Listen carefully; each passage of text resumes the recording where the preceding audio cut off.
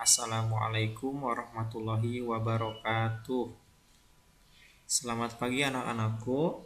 Bagaimana kabarnya hari ini?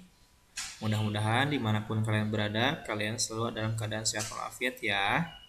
Nah, hari ini kita bertemu lagi dengan mata pelajaran tematik, yang mana pada hari ini pelajaran tematik kita akan membahas materi pembelajaran tentang peristiwa kemerdekaan atau peristiwa mempertahankan kemerdekaan. Nah, untuk pertemuan kali ini pembahasannya cukup banyak ya, karena ada beberapa peristiwa mempertahankan kemerdekaan Indonesia.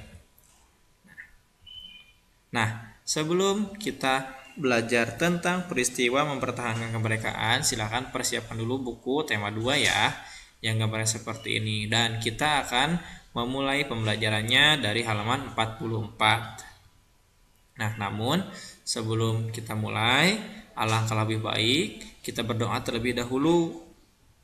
Nah, berdoa dimulai. Berdoa selesai. Nah, mudah-mudahan dengan berdoa kita bisa paham dengan apa yang akan dipelajari hari ini.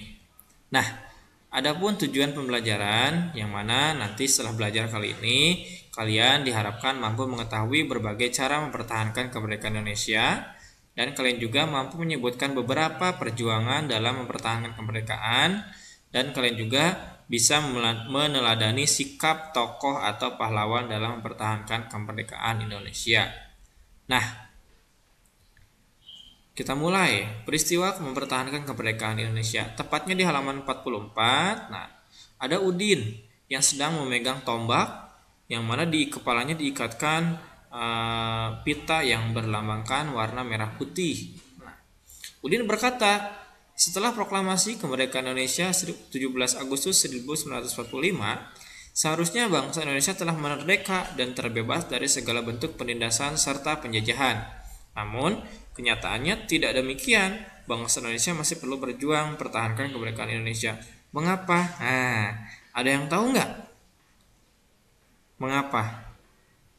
Nah, karena setelah merdeka tetap negara penjajah itu masih ada di negara kita, dan mereka itu masih ingin merebut negara kita, terutama wilayah yang ada di Indonesia ya, karena kita itu kaya dengan hasil pertanian, hasil pertambangan, dan lain-lain. Nah, selanjutnya, pada peristiwa mempertahankan kemerdekaan terdapat cara atau upaya mempertahankan kemerdekaan. Nah, diantaranya yang pertama dengan cara bertempur atau pertempuran, yang kedua dengan cara diplomasi, yang ketiga dengan cara perundingan atau perjanjian. Nah, dari cara-cara untuk mempertahankan kemerdekaan ini, nah yang pertama dalam pertempuran. Dalam pertempuran ini banyak sekali pertempuran-pertempuran yang dilakukan upaya sebagai mempertahankan kemerdekaan. Ada 3 pertempuran, ada pertempuran Surabaya, ada pertempuran Ambarawa, dan ada pertempuran Bandung Lautan Api. Nah, yang kedua, upaya mempertahankan yaitu dengan cara diplomasi. Diplomasi di sini artinya praktik bernegosiasi oleh seseorang. Jadi, tawar-menawar atau mencari titik tengah supaya dihasilkan suatu kata sepakat. Yang ketiga, dengan cara perundingan atau perjanjian. Nah, di sini ada 4 perjanjian.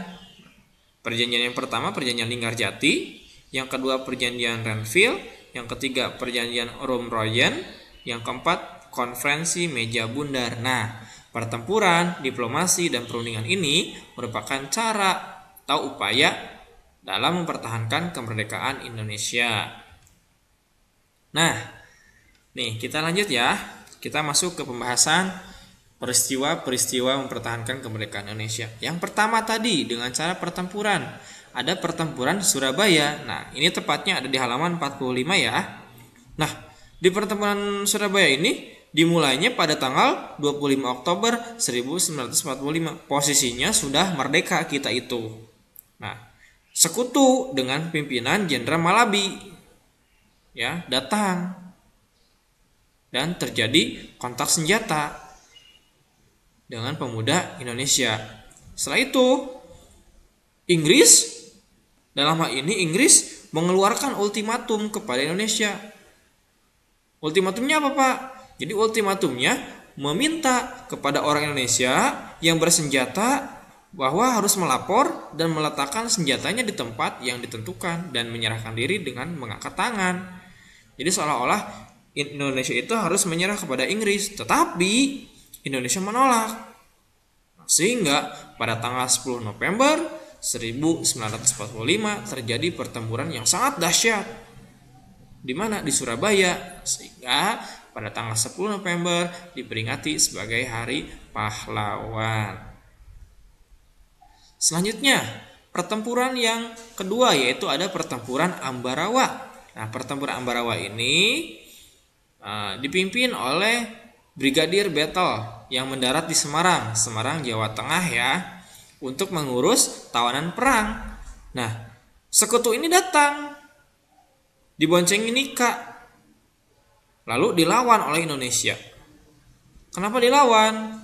Karena posisinya kita sudah merdeka dan mau direbut kembali oleh Nika dan sekutu. Sehingga pada tanggal 26 Oktober 1945 terjadi pertempuran antara TKR dengan tentara Nika.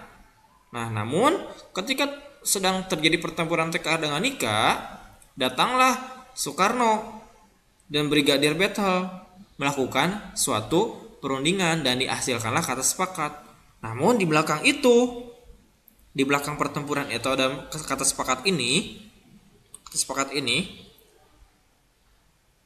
negara penjajah mengingkar janjinya, sehingga Kolonel Sudirman memimpin untuk melawan dan menggelar taktik supit urang, yang mana taktik supit urang ini untuk mengepung dari kedua sisi. Dan alhamdulillah mereka terkurung dan tidak bisa melawan.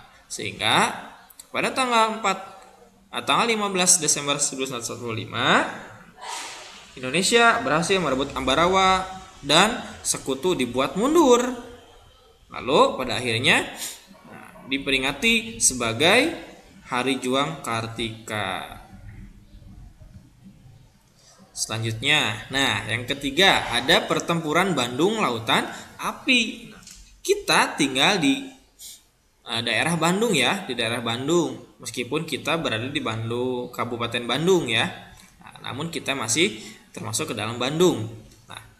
Bandung Lautan Api ini terjadi karena suatu peristiwa kebakaran yang sangat besar di kota Bandung. Pada tanggal berapa? Pada tanggal 23 Maret 1946.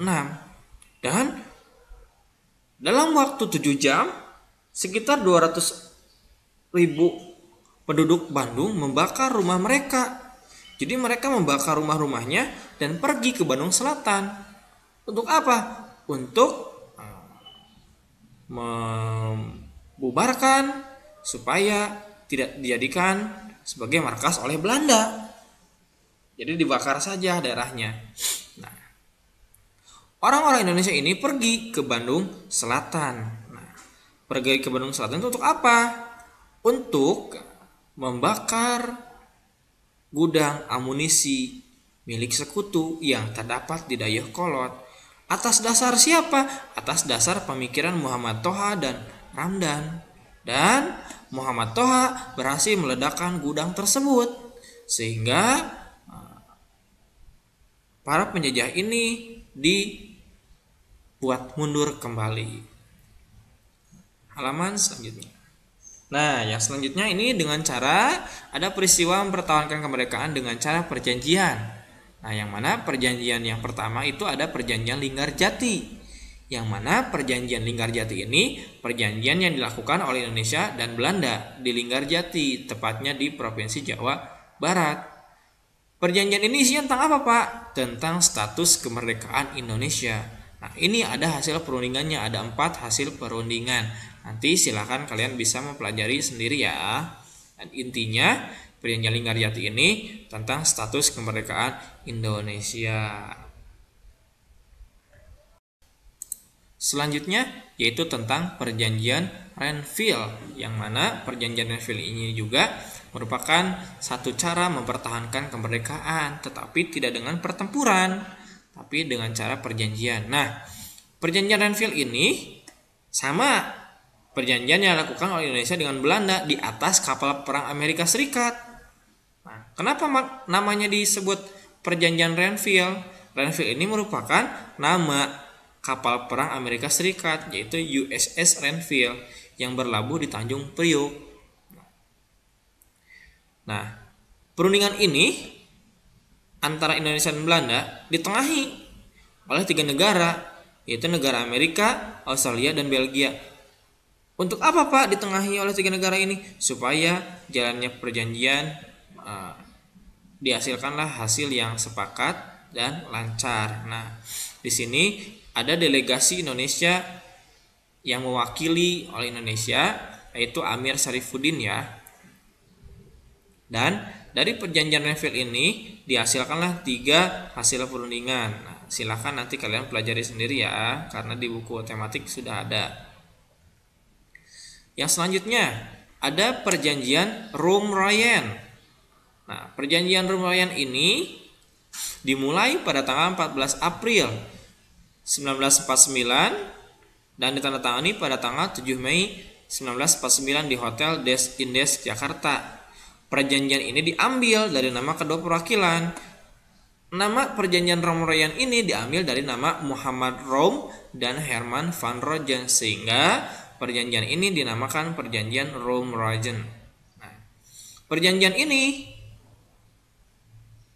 dilakukan untuk apa Pak? Nah, untuk menyelesaikan masalah mengenai kemerdekaan Indonesia sebelum KMB di Den Haag. KMB itu apa Pak? KMB itu adalah nanti konferensi selanjutnya untuk mempertahankan kemerdekaan Indonesia. Dan perjanjian Roum-Royen ini ada hasilnya, ada 3 hasil. Nah, ini hasil dari perjanjian Roum-Royen. Nah, silahkan nanti kalian buka sendiri di buku tematiknya masing-masing. Yang selanjutnya, nah ini ada yang tadi disebutkan KMB. KMB di situ artinya adalah konferensi meja bundar. Kenapa disebut konferensi meja bundar? Karena lihat dalam gambarnya pun mejanya itu berbentuk bundar, sehingga dinamakan konferensi meja bundar. Konferensi di sini artinya adalah pertemuan. Pertemuan tentang apa? Pertemuan untuk menyelesaikan masalah-masalah yang terjadi antara negara-negara yang bermasalah atau memiliki suatu perdebatan. Nah, ini merupakan hasil dari konferensi meja bundar. Ada 5 ya. Yang pertama, Belanda mengakui negara Indonesia sebagai negara merdeka dan berdaulat. Yang kedua, status Irian Barat diselesaikan dalam waktu setahun sesudah pengakuan kedaulatan. Nah, ini merupakan 5 hasil konferensi meja bundar. Nah, yang selanjutnya, mungkin kita sudah selesai membahas atau mempelajari tentang peristiwa mempertahankan kemerdekaan Indonesia. Bapak harapkan kalian ketika tidak mengerti silahkan putar terus-menerus tentang video ini, karena video ini tidak hanya untuk 1 kali pertemuan ya. Nanti pertemuan-pertemuan selanjutnya pun kalian akan membahas mengenai peristiwa mempertahankan kemerdekaan Indonesia. Nah, mungkin cukup sekian yang bisa Bapak sampaikan.